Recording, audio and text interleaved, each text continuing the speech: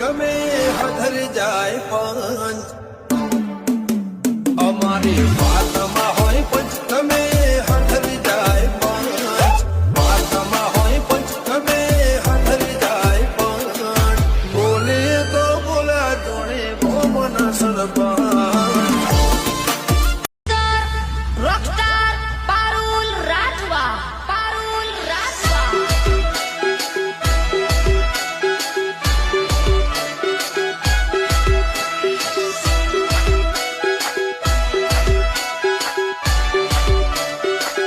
हमें गिराने में वही लोग लगे जिनको उड़ना हमने सिखाया।